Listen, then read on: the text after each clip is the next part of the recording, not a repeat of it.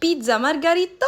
لا لا ماشي ماما تفريخوليتو، هذه بيتزا مارغريتا كتجي من ألذ ما يكون، احسن من ديال المطاعم، كتجي مفشفشه مجعبه، داكشي اللي كتبغيو. في اقل من ساعه ديال المكانه غادي نحضروها. احتاجيت هنايا جوج زلايف ديال الدقيق، جوج معالق كبار ديال زيت الزيتون، معلقه كبيره ديال الخميره ديال الخبز، وزلافه ديال الماء اللي تكون دافيه.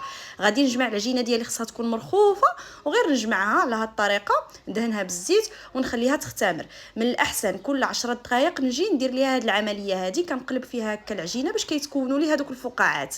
صافي وغادي نخليها تخمر ساعه ديال المكانه تقريبا، وغادي ندوز نشكل منها هكا كريات على حسب حجم البيتزا اللي بغينا. انا درتهم بيتزات اللي هما صغار، خرجت لي هاد الكميه 4. دوزتهم في الفينو وعاودت خليتهم يخمروا واحد 10 دقائق. من بعد غادي ناخذ هنايا الصوص اللي غادي ندير فيها صلصه ديال اولا، كدير 2 دراهم ونص، كتعطينا كميه كبيره وكتجي بنينه. غادي نضيف معها زيت الزيتون، مليحه، كزبر، حبوب، شويه ديال الابزار، ونخليها تغلي. ناخذ ورق الطبخ وغادي ندير فيه الفينو. الفران ديجا يكون عندي مشعول نص ساعه قبل، هو كيسخن مزيان وفيه مقله ثقيله. غادي نطلق البيتزا ديالي على هذا الشكل، ندير فيها الصوص ديال المطيشه مع الموتزاريلا وندخلها طيب على هذيك المقله الثقيله. كتاخذ معايا 10 دقائق وكتكون واجده.